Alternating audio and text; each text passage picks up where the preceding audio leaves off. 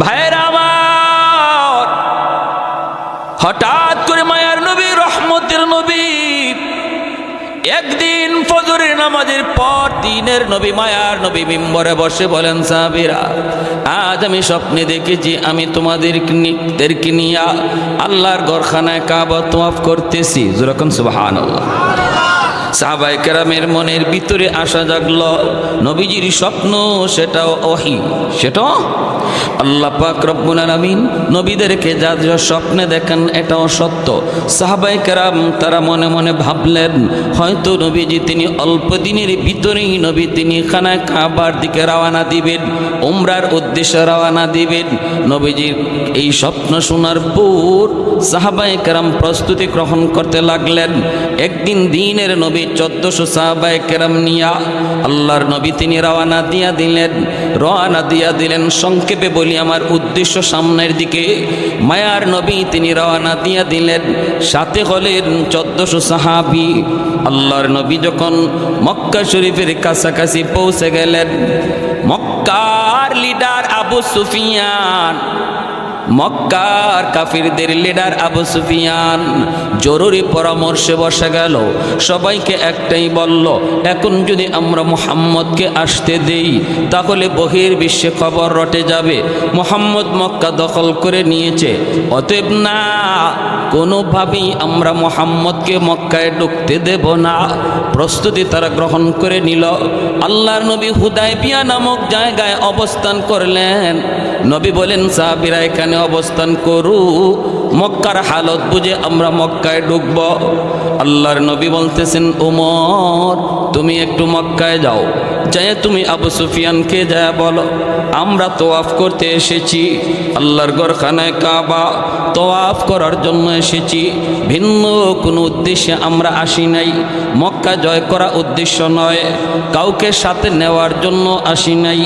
আপনজন প্রিয়জন অনেকেই মক্কায়, কাউকে সাথে নেওয়ার জন্য আসি নাই। এসেছে শুধু আল্লাহর ঘর তওয়াফ করব। আমাদের হাতে অস্ত্র নাই, আমরা মারামারি করার উদ্দেশ্য আসি নাই। হযরত ওমর বলেন, ইয়া রাসূলুল্লাহ, ইয়া হাবিবাল্লাহ, ওগো নবীজি, এটা যদি আপনার আদেশ না হয় তাহলে আমি একটা পরামর্শ দিতে পারি গো নবী। নবী গো, আমাকে আপনি এই কাজে পাঠায়েন না, কারণ আপনার উদ্দেশ্য মনে হয় তাদের সাথে ভেজাল না করা, কোনো রকম সন্ধি কইরা তওয়াফ করা। কিন্তু আমি উমর একটু গরম মিজাজের, যদি ওরা আমার প্রস্তাব না মানে তাহলে আপনার উদ্দেশ্য যেটা এটা হতে নাও পারে, কারণ আমার দ্বারা সমাধান কম হয়, সন্ধি কম হয়, সমঝোতা কম হয়, নরম কথা আমি উমরের দ্বারা কম হয়। অতএব নবী গো, আমি গেলে বেজাল না কইমে আরো বাড়তে পারে।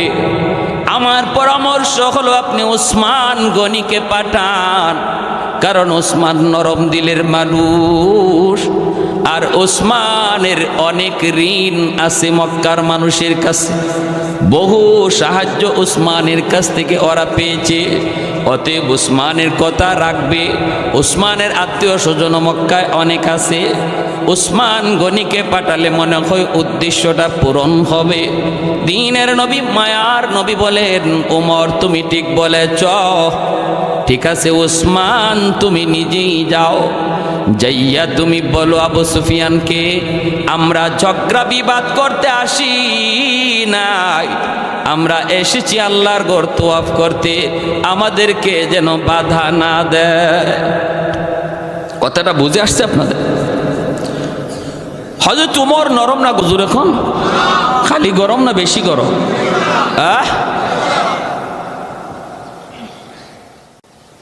এক লোক মদ কলসের মধ্যে বইরা বাজারে রওনা দিছে মদ বেচবো, আর মনে মনে কয়, আল্লাহ আমারে তুমি উমরের সামনে ফালাইও না, কোন রকম আল্লাহ তুমি আমারে বাজারে যাওয়ার সুযোগ করে দাও।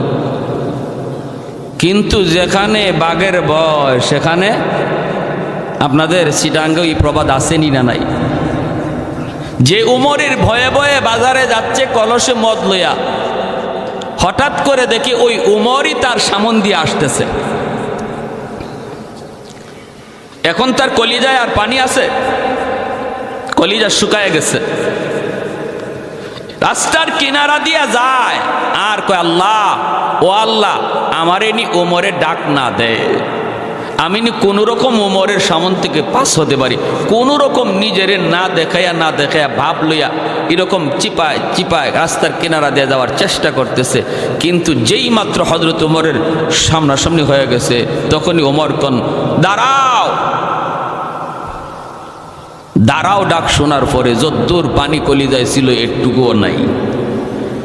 এখনই হযরত ওমর কাছে আসছেন, আয়েশা বলতেছেন কলসে কি? যদি কয় কলসের ভিতরে মদ, তাহলে উমরের হাতে তলোয়ার সব সময় খোলা থাকে।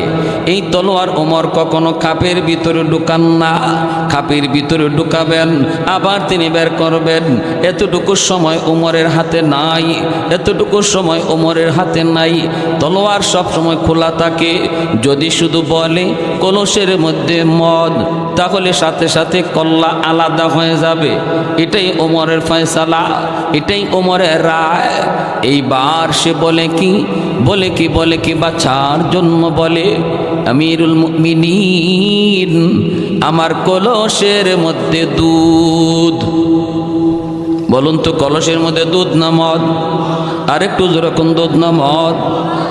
মনে মনে ভাবতেছে। এইবার নি ওমর বলে ঠিক আছে চলে যাও, ডাকনানি সরাইতে না বলে, কিন্তু না তাও কিন্তু হলো না রে যুবক। হযরত ওমর বলেন ডাকনা সরাও, দেখব দুধ না অন্য কিছু। ডাকনা সরানোর জন্য যেই মাত্র হাত বাড়ায়, হাতটা আল্লাহর বান্দার কাঁপতেছে, বডিটা কাঁপতেছে, আর চোখের পানি জড়ায় মালিক। তওবার জন্য মুখে আওয়াজ করেও কিছু বলতে হয় না, তওবার জন্য চেয়ারম্যানের কাছে যাওয়া লাগে না, তওবার জন্য ইমাম সাহেবের কাছেও যাওয়া লাগে না। তওবা অন্তরের বিষয়। আল্লাহ, আমি এমনভাবে তোমার কাছে তওবা করলাম, ও মালিক, জীবনে আর কোনোদিন আমি মদের ব্যবসা করব না, আর কোনোদিন আমি মদ খাবো না, কোনোদিন অন্যায় কাজে যাব না। আল্লাহ, আজকের মতো তুমি ওমরের হাত থেকে বাঁচাও, আজকের মতো তুমি ওমরের হাত থেকে বাঁচাও। দিলে দিলে এমন তওবা করল, আল্লাহ তার দিলের খবর যায় না, তার দিলের ভাষা আল্লাহ পাক শুই না। আল্লাহ তার তওবাকে কবুল করে নিছে গোপনে। এর যুবক, ভালো করে খেয়াল কইরো, তওবা এমন এক মেডিসিন,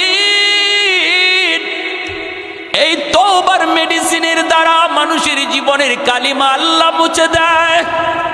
সাবানের দ্বারা কাপড়ের ময়লা মানুষ পরিষ্কার করে ফেলে রে, কিন্তু জীবনের ময়লা দূর করতে হয় তওবার দ্বারা। যেরকম সুবহানাল্লাহ, তওবার দ্বারা জীবনের ময়লা দূর করতে হয়। এমন ভাবে তওবা করলো, দিলে দিলে আল্লাহ পাক তার তওবাকে কবুল করে নিছেন। যেই মাত্র ডাক না সরাইছে, আল্লাহু আকবার, আল্লাহু আকবার, তাকায়া দেখে কলস ভরা মদ।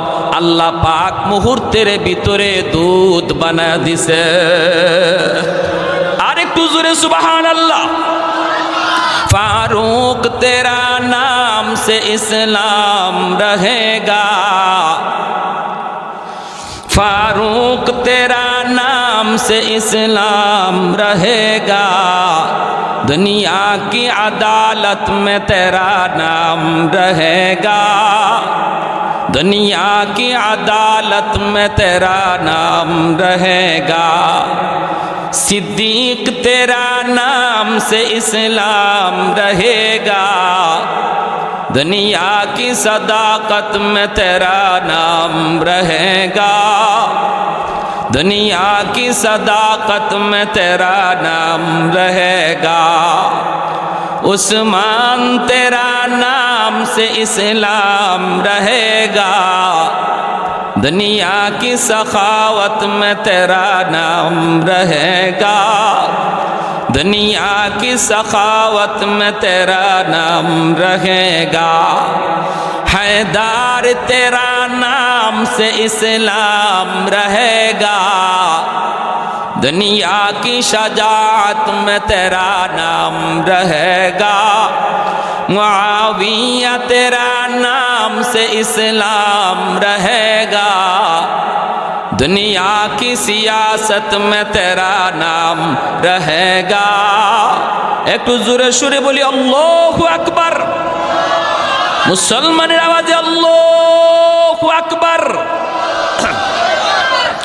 এজন্যই হযরত ওমর বলেন, মায়ার নবী গো, আপনি ওসমান গনিরে পাঠান গো নবী, মনে হয় ওসমান গেলে পরে আপনার উদ্দেশ্য বেশি হাসিল হবে। ওসমান গনি তিনি চলে গেলেন মক্কায়। আবু সুফিয়ানের সঙ্গে সাক্ষাৎ হলো, দেখা করলেন। দেখা করে বলতেছেন, লিডার মায়ার নবী, দয়ার নবী, আমাদেরকে নিয়ে তিনি হুদায়বিয়ায় অবস্থান করতেছেন। আমরা এসেছি শুধু আল্লাহর ঘর তওয়াফ করার জন্য, ভিন্ন কোনো উদ্দেশ্য নয়। আপনি আমাদেরকে ঢুকতে দিবেন কি না? আবু সুফিয়ান তখনও তিনি কালেমা পড়ে মুসলমান হন নাই। পরবর্তীতে যেদিন মক্কা বিজয় হয় ওই দিন আবু সুফিয়ান তিনিও কালেমা পড়ে মুসলমান হয়েছেন। ওতে বেশি কিছু বলা যাবে না। আবার মায়ার নবীর সাথে সম্পর্ক আছে। নবীজি হলেন আবু সুফিয়ানের জামাই, আর আবু সুফিয়ান হলেন মায়ার নবীর শ্বশুর। নবীজির একজন পবিত্র বিবি, নাম হলো উম্মে হাবিবা। এই উম্মে হাবিবার বাবা হলো আবু সুফিয়ান।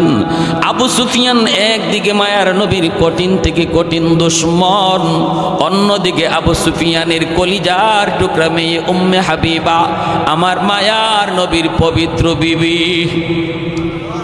শ্বশুর জামাই। বুঝেননি আপনারা? আবু সুফিয়ান ডাক দিয়া কয়, উসমান, মুহাম্মদকে আমরা কখনো মক্কায় ঢুকতে দেব না, মুহাম্মদকে কখনো মক্কায় ঢুকতে দেব না।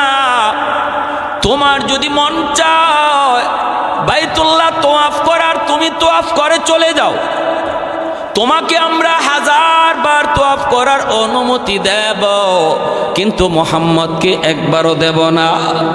উসমান গনি বলে, কস কি তোরা? আমার নবীকে সারা আমি উসমান 1000 বার তওয়াফ করলেও এটা ইবাদত হবে না, কারণ যেই ইবাদতে আমার নবীর মর্জি নাই, নবীর অনুমতি নাই, এটা কোনো দিন ইবাদত হতে পারে না। ঠিক না? এবাদত তখনই এবাদত যেটাতে নবীর মর্জি পাওয়া যায়, আমার নবীর সুন্নত তরিকা পাওয়া যায়, সাহাবায়ে কেরামের আমলের নমুনা পাওয়া যায়, এর নাম হলো এবাদত। উসমান গনি বলতেছেন, আমি 1000 বার তওয়াফ করলো, এই তওয়াফ হিসেবে গণ্য হবে না, এটা সওয়াব হিসাবে হবে না, কারণ নবী আমাকে একা একা তওয়াফ করতে পাঠান নাই, নবী পাঠাইছেন তোমার সাথে আলোচনা করার জন্য। ভাইরা, এই দিকে আলোচনা চলছে, এই দিকে আলোচনা চলছে, বুঝ পরামর্শ চলছে, আর শয়তান তাকায় দেখে লাগে না। শয়তানের ইচ্ছা তো হলো লাগায় দেওয়া, ঝগড়া বাঁধায় দেওয়া। শয়তান কয়, এখানে পারবো না, উসমান আর আবু সুফিয়ানের মাঝে ঝগড়া লাগাইতে পারলাম না, দেখি অন্য কোনো পন্থায় লাগানো যায় কি না। ইবলিস মানুষের সুরত ধরে চলে আসলো হুদায়বিয়ায় আইসা মানুষের সুরত ধরে এক কোণার মধ্যে বসে বসে ফুফায়া কান্দে। আল্লাহর নবী, রহমতের নবী, ইবলিসকে মায়ার নবী চেনেন নাই। নবীজি যায় জিজ্ঞেস করেন, কে গো তুমি? তোমাকে কোনোদিন দেখলাম না, কেন তুমি এই জায়গায় কান্দ? এমনি পরিচয় দিয়া বলতেছে, মায়ার নবী গ, আমি কেন কান্দি যদি আপনাকে বলি তাহলে আপনি ঠিক থাকতে পারবেন না। পরিচয় তোমার কে? কয়, আমার পরিচয় যাই না, লাভ নাই, আমি মক্কা থেকে এসেছি এবং মক্কায় দেখে এসেছি আপনার প্রাণের সাহাবী উসমান গনিকে মক্কার কাফিররা হত্যা করে ফেলেছে, নাউজুবিল্লাহ। অথচ আল্লাহর নবী সাহাবী উসমান গনিকে ওরা হত্যা করে নাই, ঠিক না? হত্যা করে নাই, আলোচনা চলছে।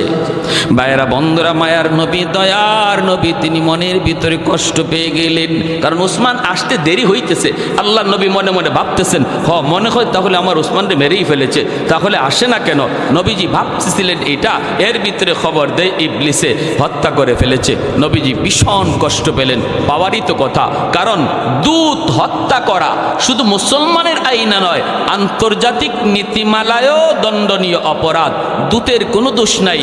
দোষ যদি হয় তাহলে হবে যে পাঠাইছে তার, ঠিক না? যারে বাহক হিসেবে পাঠানো হয়েছে, বাহকের কি দোষ? অপরাধ যদি হয়ে থাকে, দোষ যদি হয়ে থাকে, যে পাঠাইলো তারই কিছু বলো। আল্লাহ নবী ভীষণ কষ্ট পেলেন, কারণ নবী তো আর গায়েবের খবর জানেন না, আল্লাহ না জানাইলে নবী জানেন না। এজন্য আল্লাহর নবী সাথে সাথে এই শয়তানের কথায় বিশ্বাস করে ফেলছেন। নবী তো আর জানেন না এ যে ইবলিস, এ যে শয়তান, কারা তো লাগাইতে চায়। ইবলিসের কামই শুধু মানুষে মানুষে ঝগড়া লাগাইয়া দেওয়া, ঠিক কিনা? আমাদের সমাজেও যে মানুষ মিথ্যা কথা কইয়া দুই পক্ষের মধ্যে ঝগড়া লাগায়, এ ইবলিসের খালতো ভাই, ঠিক কিনা? জোরে কোন? এটা ইবলিসের বৈশিষ্ট্য, এটা ইবলিসের খাসলত। আর মুসলমানের বৈশিষ্ট্য হলো, যদি দুই গ্রুপের মাঝে বা দুইজনের মাঝে বিদ্বেষ থাকে, সে মাঝখানে মিথ্যা কথা কইয়া আরো বিদ্বেষ দূর কইরা মহব্বত বাড়ায়। ফিকহের কিতাবে লিখেন 3 জায়গায় মিথ্যা কথা কোয়া যায়। এর ভিতরে এক জায়গা হলো, দুইজন মুসলমানের ঝগড়া তুমি জানো, একজন আরেকজনকে ভালো জানে না। এই দুই মুসলমানকে মিলানোর জন্য মাঝখানে যদি তুমি কিছু মিথ্যা বলো, এটা শরীয়তে বৈধ। কেমনে? তুমি যে ওরে কইলা, ভাই তুমি অমুককে খারাপ জানো, কে বলছে? সে তো তোমার খারাপ জানে না, সে তোমার প্রশংসা করে, মূলত কিছুই না। আর ওর কাছে গিয়া কইছে, ভাই তুমি অমুককে কেন খারাপ জানো? ও তো তোমার ভালো জানে, আমি কথা বইলা দেখছি, ও তোমার ভালো জানে, তোমারে গালি দেয় না, তোমার ব্যাপারে খারাপ জানে না, তোমারে মানুষে যা কইছে এগুলো মিথ্যা কইছে। এই যে মাঝখানে এই কথাটা কইয়া দুজনের অন্তর থেকে যে একটা আক্রোশ ছিল, এটা দূর কইরা মিলাইয়া দিল, এটা সোয়াবের অংশীদার হবে। আর আমরা মিথ্যা কথা কইয়া আরো ঝগড়া লাগাই, ঠিক না? এতটা ছিল না, আমি মিথ্যা কইয়া যতটা বাড়াইছি। আরেকটা মিথ্যা কথা বলার জায়গা আছে, প্রাণে বাঁচার জন্য শরীয়তে অনুমতি দিয়ে দিছে, মেরে ফেলবে এই অবস্থায়। আরেকটা মিথ্যা বলার জায়গা বলবো, হ্যাঁ?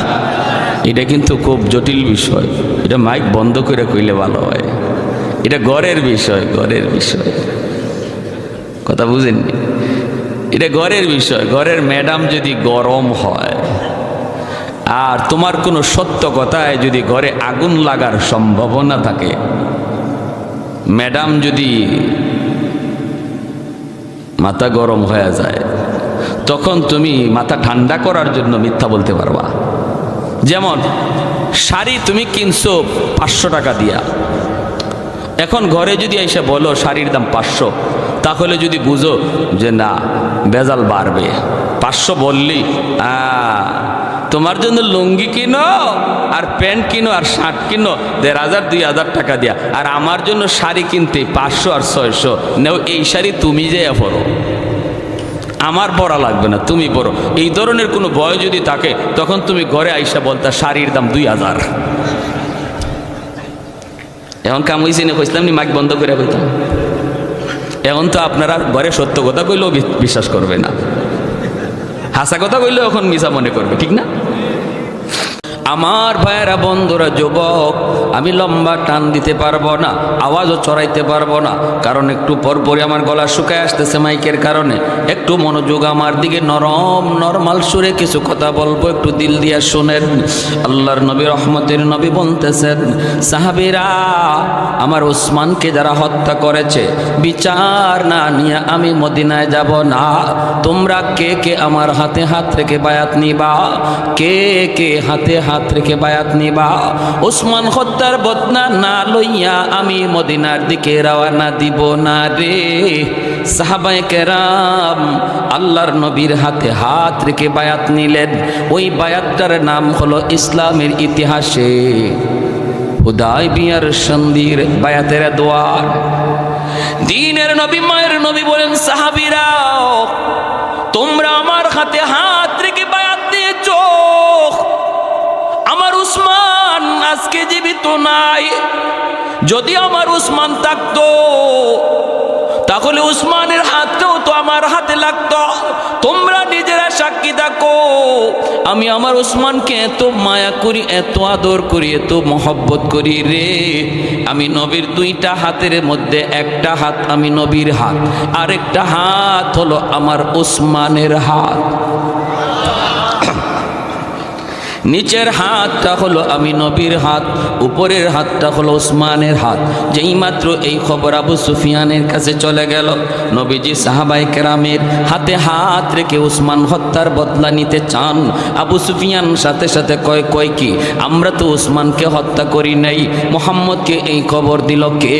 তাড়াতাড়ি করে চলো মুহাম্মদের কাছে যাই।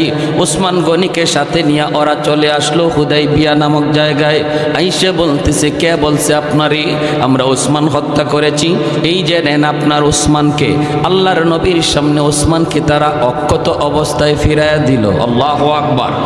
এইবার দ্বীনের নবী, মায়ার নবী বলতেছেন, আমরা মক্কায় ঢুকবো আল্লাহর ঘরখানায় কাবা তওয়াফ করার জন্য, তোমাদের কোনো বাধা আছে? আবু সুফিয়ান কয়, বাধা আছে। এই বৎসর তোমরা মক্কায় ঢুকতে পারবা না, এখান থেকে তোমরা মদিনায় চলে যাও। সংক্ষেপে বলি, মোটামুটি সবার জানা উদ্দেশ্য আমার সামন দিকে আল্লাহর নবীকে ওই অবস্থায় আবু সুফিয়ান কয়, না তোমরা এই বৎসর মদিনায় চলে যাও, আগামী বৎসর আসবা উমরা করার জন্য, এই বৎসর মক্কায় ঢুকতে দেওয়া হবে না। একটা সন্ধি হোক এই মর্মে একটা সন্ধি হোক লিখনি। এই সন্ধি মধ্যে আল্লাহর নবীর সাথে আবু সুফিয়ানের একটা লিখিত চুক্তি হয়। এই চুক্তির মধ্যে যতগুলি পয়েন্ট, প্রতিটা পয়েন্ট ছিল দুশমনদের পক্ষে, মক্কার মানুষদের পক্ষে, নবীজির বিপক্ষে। 1 নম্বর সন্ধির প্রস্তাবটা ছিল, এই বৎসর উমরা করা যাবে না, এখান থেকেই তোমাদেরকে রিটার্ন মদিনায় চলে যেতে হবে। আল্লাহর নবী বলেন, ঠিক আছে লেখো। যেই মাত্র লিখতেছেন, হযরত ওমর মায়ার নবীর হাত ধরে বলেন, নবী গো, এখান থেকে ফিরত যাওয়ার জন্য মদিনা থেকে আসি নাই, ইয়া রাসূলুল্লাহ এই প্রস্তাবে রাজি হইয়েন না, আমরা জান দিতে প্রস্তুত গো নবী, তবুও উমরা না করে মদিনায় যাইতে রাজি না। নবী বলেন, ওমর চুপ করো, আমি নবী নিজের থেকে কিছু বলি না, যা বলি আমার আল্লাহর ইশারায়। মা ইয়ান্তিকু আনিল হাওয়া ইন হুয়া ইল্লা ওয়াহয়ুন ইউহা। আমি নবী নিজের থেকে কিছু বলি না, অতএব না কথা বাড়েও না। 1 নম্বর পয়েন্ট লেখা হলো। 2 নম্বর পয়েন্ট, আগামী বছর আপনারা আসবেন, অস্ত্র ছাড়া কিছুই সাথে আনতে পারবেন না। 3 দিন আপনারা অবস্থান করবেন, এর ভিতরে মক্কা থেকে কাউকে সাথে নিতে পারবেন না। সন্ধি হওয়ার পর থেকে মক্কার কোনো মানুষ যদি আপনাদের কাছে মদিনায় যায়, তাকে আপনারা রাখতে পারবেন না, ফিরাইয়া দিতে হবে মক্কায়। আর যদি মদিনা থেকে কোনো মানুষ আমাদের কাছে আয়, আমরা তারে ফিরাইয়া দিব না, আমরা তাদের নিজেদের মধ্যে রাখবো। দেখেন কত বড় কথাটা বুঝছেন? আপনাদের লোক যদি আমাদের কাছে আসে, আমরা ফিরায় দিব না, কিন্তু আমাদের মক্কা থেকে কোনো মুসলমান যদি তোমাদের কাছে যায়, আমাদের কাছে ফিরায় দিতে হবে। দ্বীনের নবী, মায়ার নবী বলেন, লেখো হযরত ওমর কত গরম সাহাবী, নবীজির পাশে বৈশা নবীর হাত মোবারক আবারও ধইরা বলতেছেন, মায়ার নবী গো, এটা লেখেন না, এই অনুমতি দিয়েন না গো নবী। ও গো নবী কি কন? ওরা যা বলতেছে তাই আপনি লিখতে দিতেছেন। নবী তখনও বলেন, ওমর চুপ করো, কথা কয়ো না, একটু ধৈর্য ধরো। আল্লাহ পাক রব্বুল আলামিন এই সন্ধিকে তিনি সুস্পষ্ট বিজয় ঘোষণা করেছেন। মেয়াদ হবে 10 বছর, 10 বছরের ভিতরে মক্কার মানুষ মদিনায় যাবে, মদিনার মানুষ মক্কায় আসবে, ব্যবসা বাণিজ্যের সুবিধার্থে একজন আরেকজনের সাথে কথা বলবে, লেনদেন হবে। কিন্তু মক্কার মুসলমান যদি মদিনায় থাকতে যায়, তারে ফেরত পাঠায় দেওয়া লাগবে। মক্কার কোনো মানুষ মদিনায় যেয়ে থাকতে পারবে না, বাকি যাতায়াত থাকবে, কাফের মুসলমানে ব্যবসা বাণিজ্য হবে।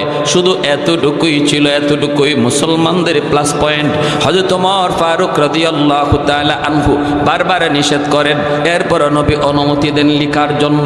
সর্বশেষে যখন এই পত্রের মধ্যে 2 দিক থেকে লেখা হবে, একদিকে মায়ার নবী নবীর নাম, আরে একদিকে লেখা হবে আবু সুফিয়ানের নাম। আমার নবীর নাম যখন সন্ধির মধ্যে লেখা হয় তখন লেখা ছিল মুহাম্মাদুর রাসূলুল্লাহ। এই তুমি বেরো না, মুহাম্মাদুর রাসূলুল্লাহ আমার নবীর নাম লেখা হয়, আর ওইদিকে আবু সুফিয়ানের নাম। হঠাৎ করে বেঈমানরা আবদার করে বসলো, অবজেকশন করে বসলো, মুহাম্মদ সন্ধির মধ্যে যদি তোমার নামের শেষে রাসূলুল্লাহ শব্দ থাকে তাহলে আর সন্ধি করে কি লাভ? আমরা তো রাসূলুল্লাহ শব্দটাই মানি না। যদি এই সন্ধির মধ্যে রাসূলুল্লাহ শব্দ থাকে আর আমাদের স্বাক্ষর থাকে তাহলে তো আমরা মাইনা নিলাম। অতএব রাসূলুল্লাহ শব্দ লেখা যাবে না, লিখতে হবে মুহাম্মদ ইবনে আব্দুল্লাহ, আব্দুল্লাহর বেটা আব্দুল্লাহর বেটা মুহাম্মদ, এইভাবে লিখে সন্ধি লিখতে হবে। আল্লাহর নবী রহমতের নবী বলতেছেন, আলী রাসূলুল্লাহ শব্দ কেটে দাও রে। হযরত আলী তখন চোখের পানিটা সাইরা কলমটা এই জায়গায় রাইখা বলেন, মায়ার নবী গো, আমি আলীর হাত আপনি কাইটা ফালায় দেন, আমি সহ্য করব, মাইনা নিব, কিন্তু এই হাত দিয়া আমি রাসূলুল্লাহ কাটতে পারবো না। কেউ কাটতে রাজি হয় না, কেউ কাটতে রাজি হয় না। মায়ার নবী কেন? আমার নবী শুধু মুসলমানের জন্য রহমত না, বেঈমানের জন্য আমার নবী রহমত। ঠিক কিনা জোরে কোন? দ্বন্দ্ব হয়ে যায়, ঝগড়া বেঁধে যায়। 1400 সাহাবায়ে কেরাম প্রস্তুত তারা জিহাদ করার জন্য, মক্কায় ঢোকার জন্য সবাই রেডি, সবাই রেডি। কিন্তু মায়ার নবী তিনি বলতেছেন, না, এখন মক্কায় ঢোকা যাবে না। এই অবস্থায় যদি ঢোকা হয় তাহলে মারামারি হবে। মক্কায় এইভাবে ঢুকতে আমি নবী রাজি না। না না, নবীজি যুদ্ধ বিগ্রহ বাঁচানোর জন্য, ঝগড়া বিবাদ থেকে সরানোর জন্য, শান্তি প্রতিষ্ঠার জন্য আল্লাহর নবী নিজের স্বার্থকে ছোট কইরা দুশ্মনদের স্বার্থটারই বড় দেইকা সন্ধির প্রস্তাব মাইনা নিতেছেন। এমনকি আমার নবীর শেষে রাসূলুল্লাহ শব্দ কাটতে কয়, এটাও নবীজি রাজি হয়ে গেছে। যখন কেউ কাটে না, মায়ার নবী নিজের হাতে কাইটা দিছেন, আল্লাহু আকবার। তখনই আল্লাহ পাক রব্বুল আলামিন পবিত্র কোরআনের সূরা ফাতহার মধ্যে এই আয়াতে আল্লাহ পাক কয়, মুহাম্মাদুর রাসূলুল্লাহ ওয়াল্লাযীনা মাহু আশিদ্দাউ আলাল কুফফার। আল্লাহ পাক রব্বুল আলামিন তিনি ইশারা দিলেন, এ দুশমনের দল, তোমরা আমার বন্ধুর নামের শেষে রাসূলুল্লাহ শব্দ কেটে দিয়েছো, সাময়িকভাবে শুধু কাটছো, একটা সন্ধির কাগজের মধ্যে তোমরা কাটছো। এই কাগজ আজ আছে কাল নাই, কিন্তু আমি আল্লাহ এমন এক কাগজের মধ্যে আমার নবীর নামের সাথে রাসূলুল্লাহ লিখে দিব, কিয়ামত পর্যন্ত আর মিটানো যাবে না। আর একটু জোরে কন্যা মুসলমানের আওয়াজে সুবহানাল্লাহ। কৌনাইন মুখতার খুদা তুমকো বানায়া, कौनैन मुख्तार खुदा तुमको बनाया, उम्मत का निगाहबान खुदा तुमको बनाया, उम्मत का निगाहबान खुदा तुमको बनाया। मौला मेरा आका मेरा रहमत के नबी है, ताजदार मदीना है तो माहे अरबी है, अशजार ने देते हैं नबूवत के शहादात, तशकीक कमर में है तो अंगुल की इशारा। আমার ভাইরা বন্ধুরা, যুবক,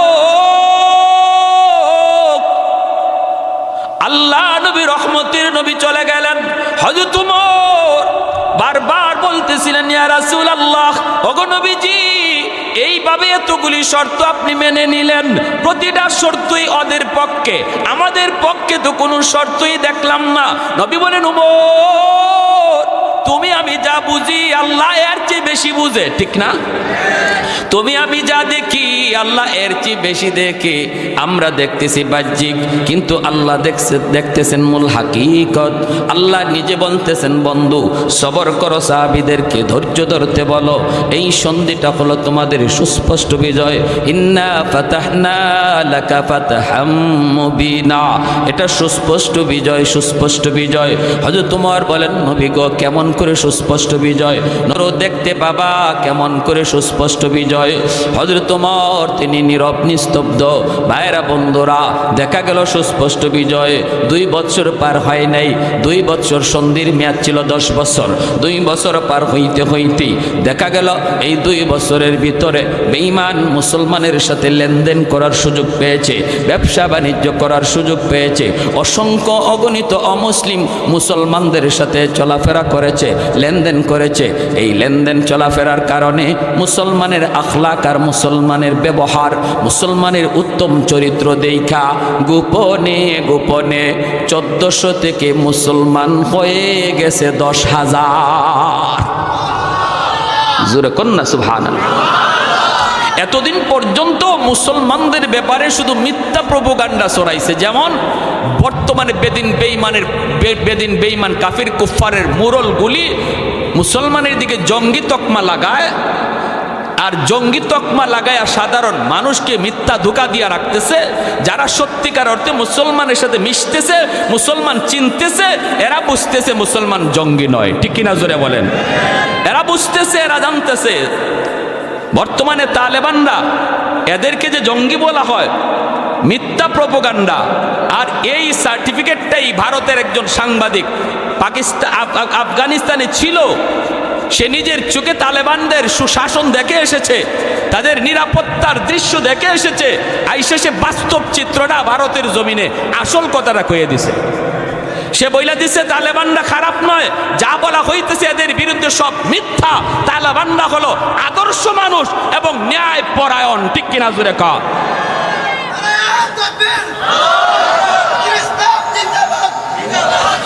প্যারে হাজিরিন, এজন্য মিথ্যা গুজবে কান দেওয়া যাবে না। আমার নবীর বিরুদ্ধে আবু জাহেল মিথ্যা গুজব রটাইছিল, আর এই 2 বছরে মুসলমানদের সাথে মিলামিশা করার সুযোগ পাইছে সন্ধির কারণে। আর এতে করে সাধারণ কাফির কুফফার মুসলমানরা যে কত ভালো, এদের আখলাক যে কত সুন্দর, আমার নবীর চরিত্র যে কত ভালো, এটা নিজের চোখে দেখা 1400 থেকে 2 বছরে হয়ে গেছে 10,000। হইছে নিকা? আবু জাহেল কয়, কিরে সন্ধির মেয়াদ হইল 10 বছর, 2 বছরেই যদি 10,000 হইয়া যায়, 10 বছর পার হইলে আমাকে পিছনে কেউ থাকবো নি? কথা বুঝেন না আপনারা? 10 বছর যদি মেয়াদ যায় তখন থাকবো কিছু পাইমো না খুঁজা। তাড়াতাড়ি করে সন্ধি ভাঙ্গ। হযরত ওমর রাদিয়াল্লাহু তাআলা তখন বলছিলেন, আমরা তো তখন বুঝি নাই মায়ার নবীরে কত কথা কইছি। আমি এমনও কইছিলাম, নবী গো আমি যে ধর্ম গ্রহণ করেছি ইসলাম, এটা কি সত্য নয়? আমি এমন শক্ত কথাও নবীকে বলেছি, নবী গো যারা যুদ্ধ করে শহীদ হয়েছে এরা জান্নাতে যাবে, এই কথা কি আপনার সত্য নয়? নবী তখন বলেছিলেন, ওমর ধৈর্য ধরো, ধৈর্য ধরো, ধৈর্য ধরো, সব সামনে আছে দেখতে বাবা। হযরত ওমর রাদিয়াল্লাহু তাআলা অসংখ্য অগণিত সদকা করেছেন, গোলাম আজাদ করেছেন, শুধু ওই দিনের চিন্তা করে। আর আল্লাহর কাছে চোখের পানি জড়ায় কাঁদছেন, আল্লাহ ওই সময়টাতে হুদাইবিয়ার সন্ধির সময় আমার ঈমান সবচেয়ে বেশি বিপজ্জনক হালতে ছিল, সবচেয়ে বেশি খাতরার মধ্যে আমি ওমরের ঈমানটা ছিল। আল্লাহ ওই সময় আমার ঈমান যাওয়ার হালত ছিল, আমি কত বড় ভুল করে ফেলতাম। আজ বুঝতেছি আমার নবীর সিদ্ধান্ত তোমার ইশারায় হয়েছে।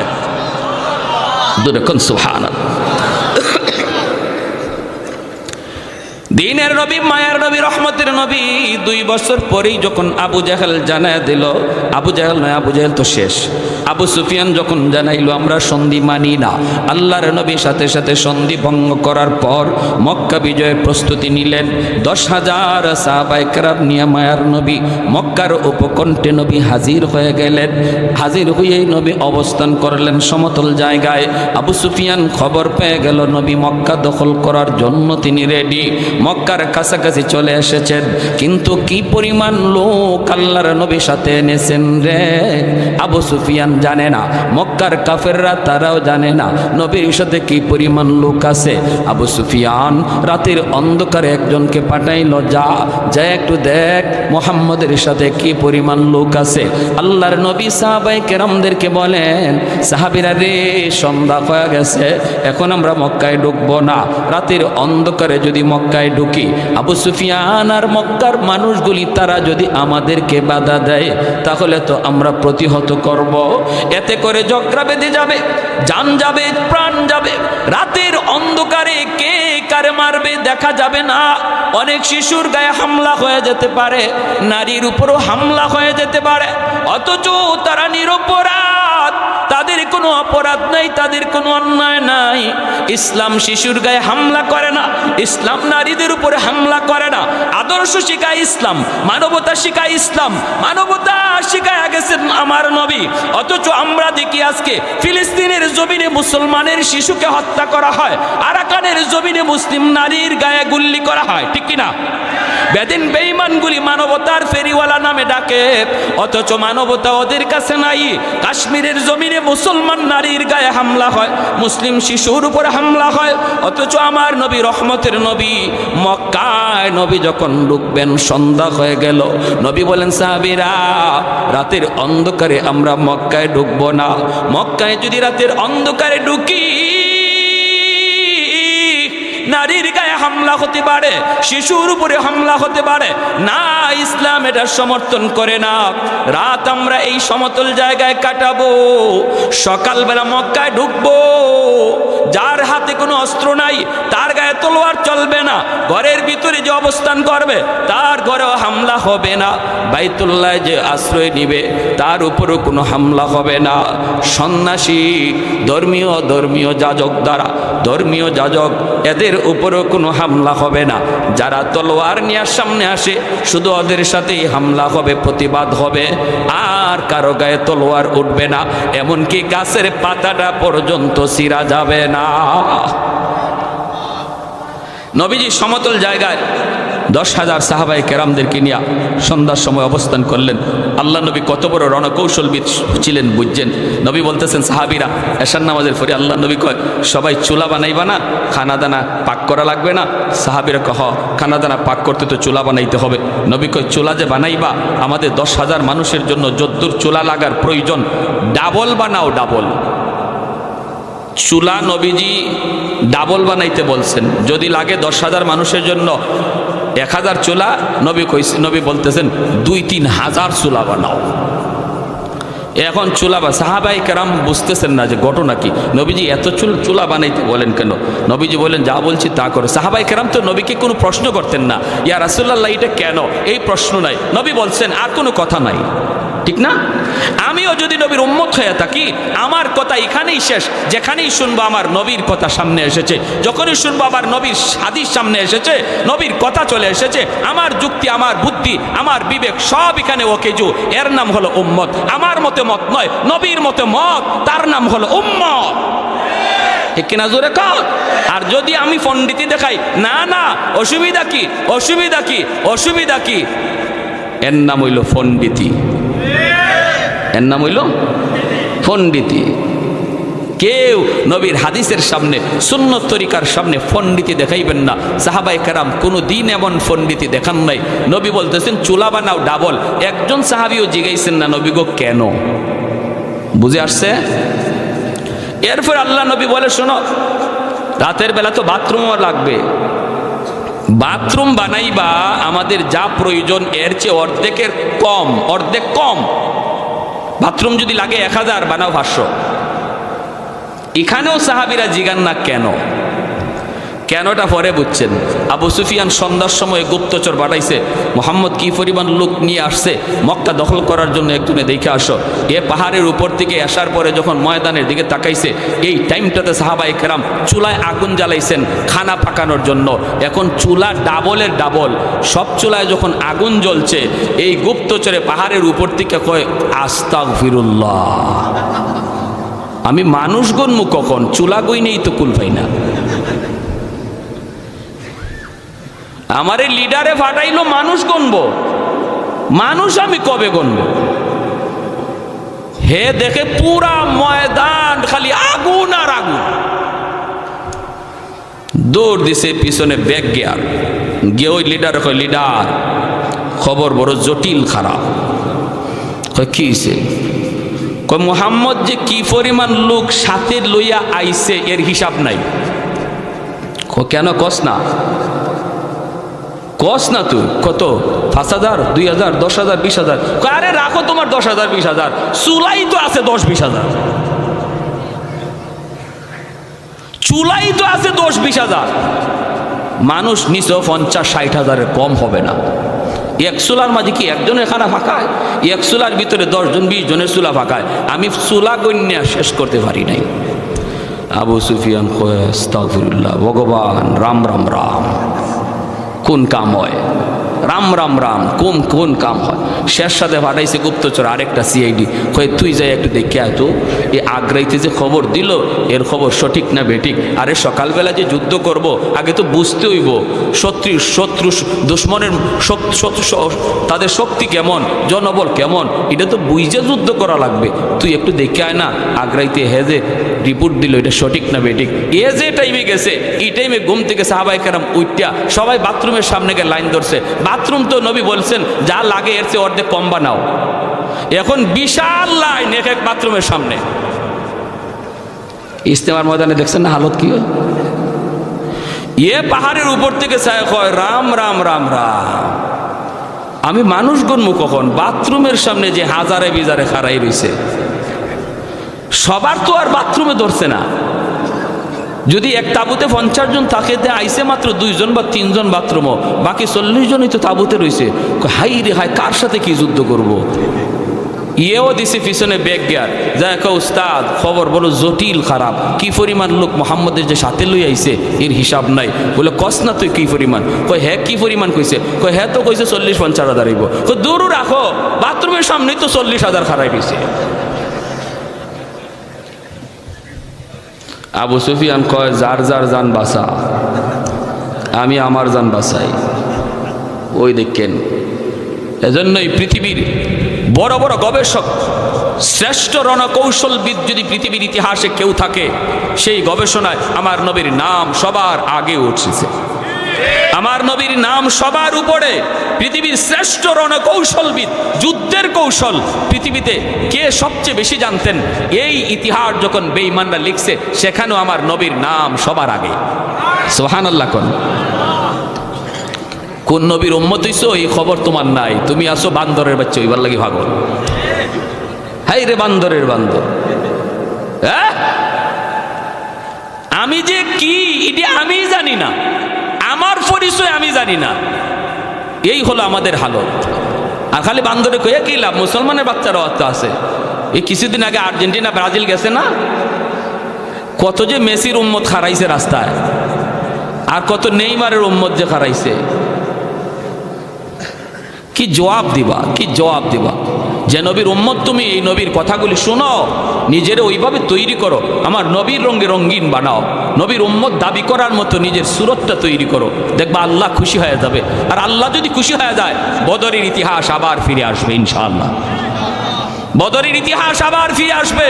হাতের খেজুরের ডাল তলোয়ার বানায় দিবে কে?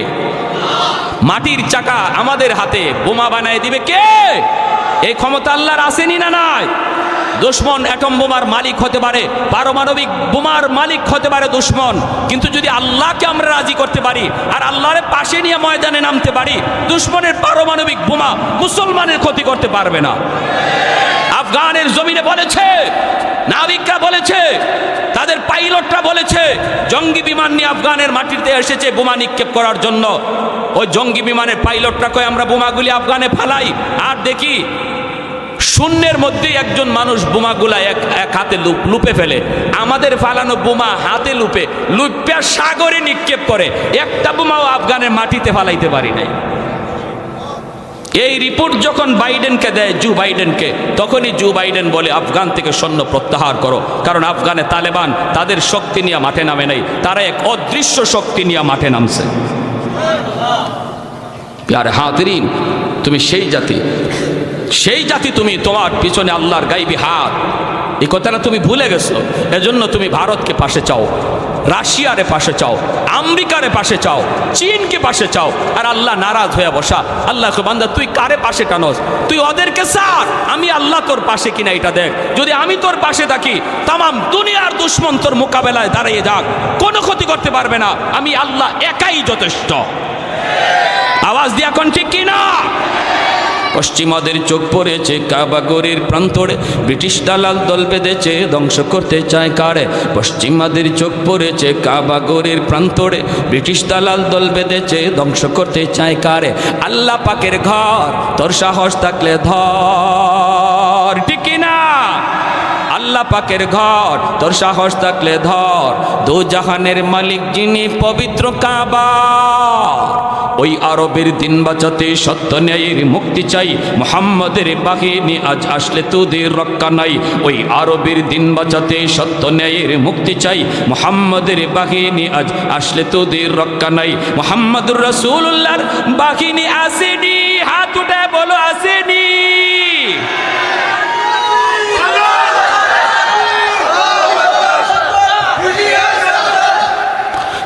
একটু দাঁড়াও, জেগে উঠো ওহে মুসলমান, আর কতদিন দিন ইসলামের সইবে অপমান। একটু দাঁড়াও, জেগে উঠো ওহে মুসলমান, আর কতদিন দিন ইসলামের সইবে অপমান। রক্ত দিয়ে পবিত্র ওই মক্কা মদিনা, সেই জমিনে সিনেমা হল চলতে পারে না।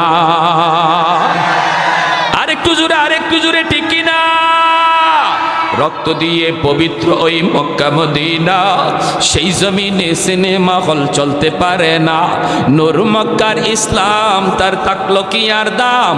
বন্দিশালায় তাকে যদি কাবার ইমাম। ওই আরবের দিন বাঁচাতে সত্য ন্যায়ের মুক্তি চাই, মুহাম্মাদের বাহিনী আজ আসলে তোদের রক্ষা নাই। ওই আরবের দিন বাঁচাতে সত্য ন্যায়ের মুক্তি চাই, মুহাম্মাদের বাহিনী আজ আসলে তোদের রক্ষা নাই। পশ্চিমাদের চোখ পড়েছে কাবাগরের প্রান্তরে, ব্রিটিশ দালাল দল বেঁধেছে ধ্বংস করতে চায় কারে। আল্লাহ পাকের ঘর, তোর সাহস থাকলে ধর। দু জাহানের মালিক যিনি, পবিত্র কাবা। ওই আরবের দিন বাঁচাতে সত্য ন্যায়ের মুক্তি চাই, মুহাম্মাদের বাহিনী আজ আসলে তোদের রক্ষা নাই। মুহাম্মাদুর রাসূলুল্লাহর বাহিনী আসেনি, হাত উঠে বলো আসেনি। একটু জোরে কোন আল্লাহু আকবার, আরো জোরে আল্লাহু আকবার। দ্বীনের নবী, মায়ার নবী, এই অবস্থায় আল্লাহর নবী কি করলেন? সকালবেলা মক্কায় ঢুকলেন। আসেনি বেঈমান কেউ মক্কায়? মনে আছে? মনে আছে? নেতাই যদি কয় তোরার জান তোরা বাঁচা, আমার জান আমি বাঁচাই, তাইলে কর্মী আর মাঠে থাকবে? কি কোন থাকবে? আর আমার ভাইয়েরা, বন্ধুরা, যুবক, আল্লাহর নবী তিনি মক্কায় ঢুকলেন। এই অবস্থায় কেউ নবীর সামনে দাঁড়ায় না, সাহাবায়ে কেরামের সামনেও কেউ দাঁড়ায় না। আল্লাহর নবী মক্কায় ঢুকে বলতেছেন, সাহাবীরা রে, এতদিন পর্যন্ত তোমাদের বাড়ি ঘর, এখন শুনলেন কথাটা, শুনলেন এখনের কথাগুলো সবচেয়ে ইম্পর্টেন্ট। মুহাম্মাদুর রাসূলুল্লাহ والذين معه أشداء على الكفار رحماء بينهم। কাফের কুফফারদের ক্ষেত্রে নবী গরম, ইমানদারের ক্ষেত্রে নবী নরম। আমার নবী কতটা নরম ছিলেন, কতটা নরম ছিলেন। দুশমনদের সামনে নবী মানবতা দেখাইছেন। আমার নবী শুধু মুসলমানের জন্য রহমতের নবী না, কুল কায়নাতের জন্য রহমত। নবীজি মক্কায় ঢুকলেন, ওই মক্কার মানুষগুলি নবীকে মক্কায় থাকতে দিল না, নবীকে জোর করে মক্কা থেকে বের করে দিল। অথচ জন্মভূমিতে কার না থাকতে মন চায়? এরপরও মায়ার নবীকে জন্মভূমিতে থাকতে দিল না। আল্লাহর নবী সাহাবায়ে কেরামদেরকে ডাক দিয়া বলেন, সাহাবীরা রে, এতদিন পর্যন্ত তোমাদের বাড়িঘর দখল করে রেখেছিল বেঈমানগুলি, মালিক ছিল তোমরা, কিন্তু দখলে ছিল বেঈমান কাফের কুফফারদের। আজ তোমরা বাড়িঘর ফিরে পাওয়ার জন্য মক্কা দখল করো নাই। আমি নবী মক্কায় এসেছি আমার বাড়ি দখল করার জন্য নয়, বরং আমি নবীর বাড়িটাও যে দখলে নিয়ে রাখছি, আমি নবী আজ তার কাছে যায় বলবো, ভাইরে এতদিন পর্যন্ত এই বাড়ির মালিক তুমি ছিলা না, মালিক ছিলাম আমি, তুমি ছিল দখলদার, আজ আমি নবী তোমাকে মালিক বানায়া দিলাম। আরেকটু আস্তে সুবহানাল্লাহ কোন, আরেকটু আস্তে সুবহানাল্লাহ কোন। পৃথিবীর জমিনে এমন কোন নজির কেউ দেখাইতে পারবে? পৃথিবীতে এমন কোন নজির কেউ দেখাইতে পারবে না। এত নির্যাতন, আমার ঘর থেকে যে পিটাইয়া আমার বাইর করলো, বাইর কইরা এই ঘরের মধ্যে দখলদারি লইয়া বইয়া থাকলো, পরে আমি শক্তি জুগাইয়া এই বাড়ি দখল করলাম, এরপরে আমি এই বাড়ির দখলে নিলাম না, বরং আমি কোনো বদলাও নিলাম না, তারে মারলামও না, মাইরা বাড়ি থেকে বেরো করলাম না, বরং আইসা বললাম, ভাইরে তুমি আমারে মারছিলা, আমি বাড়ি চাইরা চলে গেছিলাম, তুমি এই বাড়ি দখল করে নিছো, আজ আমি তোমাকে এই বাড়ির মালিকানাও বুঝাইয়া দিলাম। একটা নজির দেখাও, একটা নজির দেখাও, একটা নজির দেখাও বৌদ্ধ ধর্মের, একটা নজির দেখাও খ্রিস্টান ধর্মে, একটা নজির দেখাও ইহুদি ধর্মে। এমন কোন ধর্মের কোন ধর্মীয় নেতার একটা নজির, একটা দৃষ্টান্ত দেখানো যাবে না। হোম শান্তি, হোম শান্তি, হোম শান্তি, হোম শান্তি কয়া কয়া যে বৌদ্ধরা শান্তির স্লোগান দেয়, এই বৌদ্ধরাই আজকে মায়ানমারের জমিনে মুসলমানের রক্তে জমিন লাল কইরা অশান্তির সৃষ্টি করেছে। ঠিক কিনা জোরে খান? আমি তো বলি কের হোম শান্তি, ওরা কইব হোম অশান্তি, হোম অশান্তি, হোম অশান্তি। ঠিক না? নাফ নদীর পানি আজকে মুসলমানের রক্তে লাল, কের শান্তি? খালি হোম শান্তি, হোম শান্তি করো, মুখে খালি হোম শান্তি কইলই। ছোট ছোট বাচ্চাগুলি রক্তে নাফ নদীর পানি লাল, মুসলমানের নারীদের রক্তে নাফ নদীর পানি লাল। ভাইরা বন্ধুরা, অথচ আমার নবী রহমতের নবী মক্কায় ঢুইকা বলেন, সাহাবীরা যার যার বাড়ির মালিকানাটাও তোমরা যায় তাদেরকে বুঝায় দাও, তাদেরকে বুঝায় দাও। আর আমি নবী আজকে মক্কার মানুষগুলি সবাইকে সাধারণ ক্ষমা করে দিলাম, সবাইকে সাধারণ ক্ষমা করে দিলাম। লা তাসরিবা আলাইকুমুল ইয়াউম, আমি নবী আজ কোনো বদলা নিব না। আল ইয়াউম ইয়াউমুল মারহামা, আজকের দিন হলো রহম করার দিন, আজকের দিন হলো মায়া দেখানোর দিন, বদলা নেওয়ার দিন নয়। এরপরও মক্কার মানুষরা বিশ্বাস করে না। সাধারণ মক্কার মানুষ, নবী মক্কা দখল করে নিয়েছেন, এই সংবাদ পাওয়া মাত্রই ঘর বাড়ি চাইরা পাহাড়ের দিকে রওনা দেয়। সবাই দৌড়ে দৌড়ে ভাগতেছে। একজন বৃদ্ধা মহিলা মাথার মধ্যে ভারী একটা বোঝা লইয়া, ওই মহিলাও সে পাহাড়ের দিকে দৌড়ায়। আল্লাহর নবী রহমতের নবী তিনি তাকায় তাকায় দেখেন মানুষগুলি নবীর কথা বিশ্বাস করে না। নবী একজনকে জিজ্ঞেস করেন, মহিলারে জিজ্ঞেস করেন, মা তুমি কোথায় যাও? মহিলা মায়ার নবীকে জীবনে কোনোদিন দেখে নাই, নবীকে চিনেও না। মহিলায় কয়, বাবা যুবক তুমি বুঝি জানো না মক্কা মুহাম্মদ দখল করে নিয়েছে। আল্লাহর নবী বলেন, মা গো আমি জানি মুহাম্মদ মক্কা দখল করেছেন, কিন্তু ভয় পাবো কেন? তিনি তো সবাইকে সাধারণ ক্ষমা করে দিয়েছেন, তিনি তো বলেছেন তিনি বদলা নেবেন না। মহিলায় কয়, বাবা যুবক মুহাম্মদকে তুমি চিনো না রে বাবা। মুহাম্মদ কঠিন দিলের মানুষ, রক্তপাত পছন্দ করে, ঝগড়া বিবাদ পছন্দ করে, মারামারি কাটাকাটি পছন্দ করে। মুহাম্মদ কঠিন দিলের মানুষ। যেই নির্যাতন মক্কার মানুষগুলি মুহাম্মদকে করছে আমি নিজের চোখে দেখছি। অতএব বদলা না নিয়ে ছাড়বে না, যদিও কয় বদলা নিবে না, কিন্তু এরপরও কিছু না কিছু নিবই।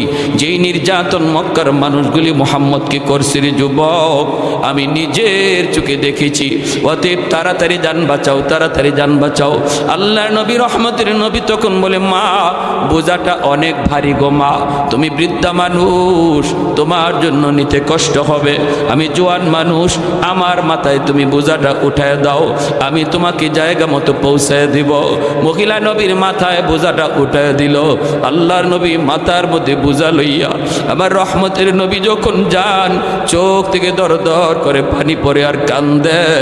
আর নবী কই, মালিক তুমি কুদরতি নজরে দেখো,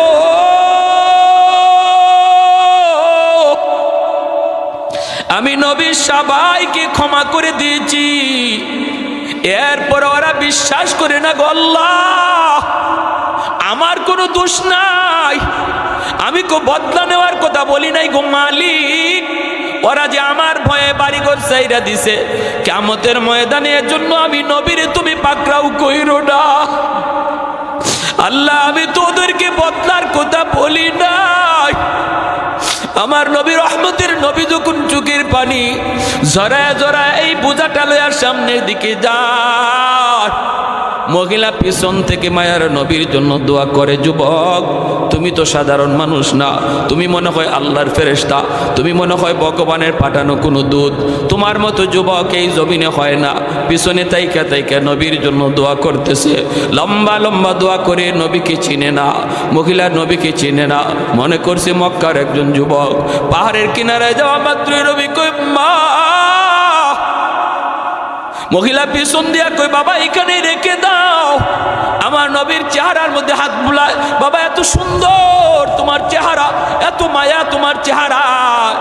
বাবা এখন যে তুমি মক্কায় যাইবা, এই পথ দিয়া যাইও, এই দিকে যাইও না। আল্লাহ নবী বলতেছে আম্মা আম্মা মা গো এই দিকে গেলে কি হবে? কয় বাবা এই দিকে গেলে মুহাম্মদের সামনে পড়ার ভয় আছে রে বাজার, এই রাস্তা দিয়ে তুমি যাইও না, এই রাস্তাটা বড় বিপদ, ওই দিকে তুইলে যাও। আল্লাহ নবী তখন আর কথা বন্ধ করতে পারেন নাই, নবী আর কথা বন্ধ রাখতে পারেন নাই। নবী তখন বলতেছেন মা গো মুহাম্মদ সম্পর্কে তোমার ধারণা কেমন? কয় মুহাম্মদ তো কঠিন দিলের মানুষ, খালি রক্তপাত পছন্দ করে, খুন খারাপি পছন্দ করে। মায়ার নবীর চোখ থেকে দর দর করে পানি পড়ে, নবী কান্দেন আর পানিগুলি আঙ্গুল দিয়ে মুছেন আর কয় মা মুহাম্মদ সম্পর্কে তোমার যে এই ধারণা, এটা কি মুহাম্মদ রে কোনোদিন দেইখা তুমি এমনটা মনে করতেছো, নাকি মানুষের কথা শুই না? মহিলা কয় বাবা আমি মুহাম্মদকে কোনোদিন দেখি নাই, আবু জাহেলের কথা শুই না, আবু সুফিয়ানের কথা শুই না, আমি দেখেছি ওই মক্কার কাফিরগুলির কথা শুই না, ওরা বলছে মুহাম্মদ খুনাখুনি পছন্দ করে।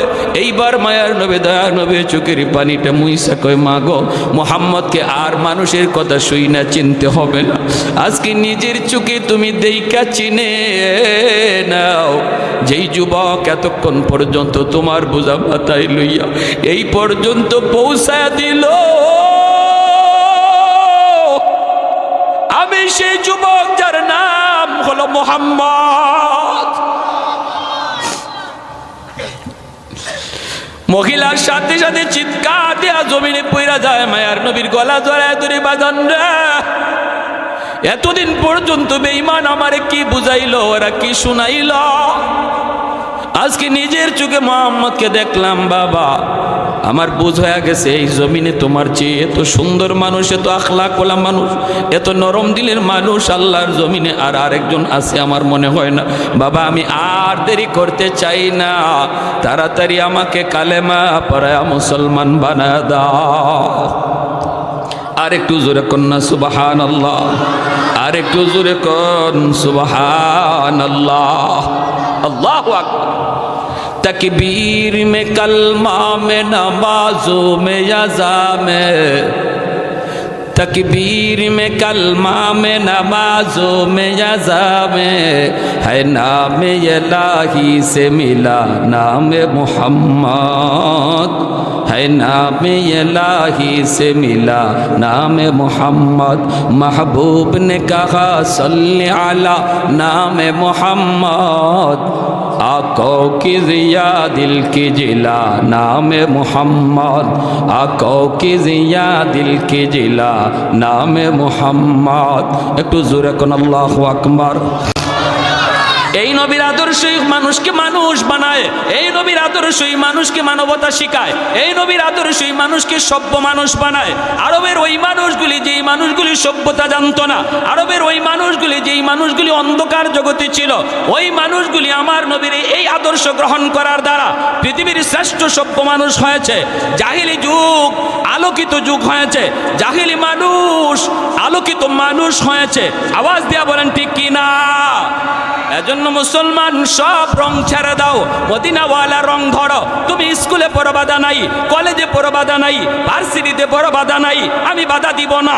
কলেজে গেলেও ভুইলো না তুমি নবীর উম্মত, তুমি ডারউইনের উম্মত নাও, তুমি মেসির উম্মত নাও, তুমি কোনো খেলোয়াড়ের উম্মত নাও। যেখানেই পড়ো, যেখানেই থাকো, মনে রাখবা আমি শ্রেষ্ঠ নবীর শ্রেষ্ঠ উম্মত। আমার মধ্যে নবীর রং থাকবে, আমার মধ্যে নবীর আখলাক থাকবে, আমার মধ্যে নবীর আদর্শ থাকবে। 5টা বছর ছেলেরা মাদ্রাসায় পড়াও, শিশুকালে বাচ্চাগুলির 5 বছর মাদ্রাসায় পড়াও, 5 বছর স্কুলে দাও, বাধা নাই।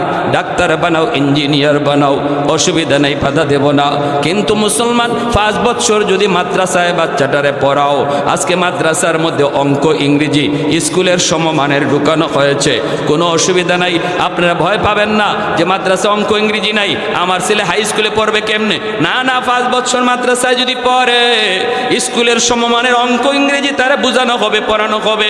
এই 5 বছর সে আল্লাহকে চিনবে, রসুলকে চিনবে, মানুষের সৃষ্টির ইতিহাস জানবে, জান্নাতের পরিচয় পাবে, জাহান্নামের পরিচয় শেখানো হবে।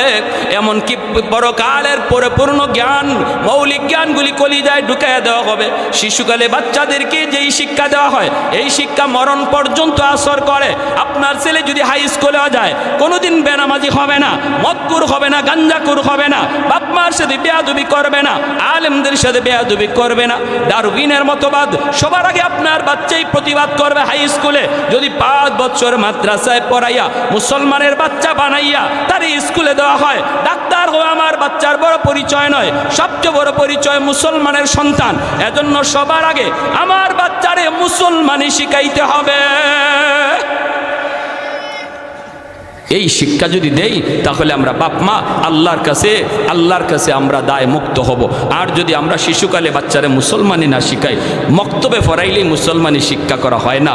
মক্তবে হুজুরে 1 ঘন্টা ফরাইব, কখন ফরা নিবে, কখন মারামারি, কিলাকিলি, ঘুষাঘুষি বাচ্চাদের, এটা সামলাইতেই তো 1 ঘন্টা যায়, ঠিক না? এজন্য 5 বছর মাদ্রাসায় পড়ান, নুরানি মাদ্রাসায় ফাউন্ডেশন গড়েন মজবুত কইরা। শিশুকালে যা শেখানো হয় এটা সারা জীবন ইয়াদ থাকে। বাসি পেটে সকালবেলা ঘুম থেকে উঠিয়া যে মূলা খায়, সারা দিন যদি কুরমা ফুলাও খায়, ডেকুর খালি মূলার ডেকুরই আসে, ঠিক না? এজন্য বাচ্চারে শিশুকালে কোরআনের মহব্বত কলিজায় ঢুকাও, ইসলামের মহব্বত কলিজায় ঢুকাও। এরপরে যদি ঢাকা ইউনিভার্সিটিতেও যায়, নাস্তিক হবে না, কোরআনের সৈনিক হবে। আপনাদের কথা চিন্তা করে উলামায়ে কেরাম মাদ্রাসার সিলেবাসে অঙ্ক ইংরেজি ঢুকাইছেন। অতএব আমার ছোট ছোট বাচ্চাগুলিকে মুসলমানের সন্তান বানাইয়া তারপরে তারে জগতের জাগতিক শিক্ষার পরিচিতি দেওয়ার নিয়ত কার কার আছে? একটু হাত উঠে আল্লাহকে দেখান। আল্লাহ, তুমি প্রতিটা হাতকে কবুল করো। আমার নবীর পরিচয় শিখাইয়া, আমার নবীর আখলাক শিখাইয়া, আমি মুসলমানের সন্তান বানাইয়া, নবীর উম্মত পুরাপুরি বানাইয়া, আমি আমার সন্তান রে কলেজ ভার্সিটিতে পড়াইলে বাপমার দায়িত্ব আদায় হবে। নতুবা হাসরের মাঠে এই সন্তান বাপমাকে আল্লাহর আদালতে আসামি বানায় দিবে। রব্বানা আতিহিম দিফাইন মিনাল আযাব ওয়াল আনহুম লানান কাবীরা কইয়া কইব, আল্লাহ আমার বাপরে ডাকো, আমার মারে ডাকো, কেন তারা আমার এই শিক্ষা দিল না? শিশুকালে আমারে কি শিখাইছে? আকদম বাগদম গোড়াড্ডম। আর আমারে শিখাইছে বান্দর থেকে মানুষ হয়। আমার বাবায় কেন খবর নিল না আমি কি পড়তেছি? আমার বাবা মায় কেন খবর নিল না আমি কি শিখতেছি? আল্লাহ আমার বাপরে ডাকো, আমার মারে ডাকো, কোন প্রতিষ্ঠানে ভর্তি হইমু, কি শিখমু? আমি তো ছোট্ট ছিলাম, আমি বুঝি নাই। সিদ্ধান্ত ছিল আমার বাবার, সিদ্ধান্ত ছিল আমার মার। সবার আগে বাপ মারে এই কলিজার টুকরা সন্তানে আল্লাহর দরবারে আসামি বানাইয়া জাহান্নামী বানাবে। অথচ হাজি সাহেব ছিল বাবা, হাজি সাহেব ছিল বাবা, বাবা ছিল সামনের কাতারের নামাজি, বাবা ছিল একজন বড় পাগড়িওয়ালা, বাবা ছিল এরকম লক্ষ টাকা দানবীর, কিন্তু এরপরও সন্তানের মামলায় বাবা জাহান্নামী হবে।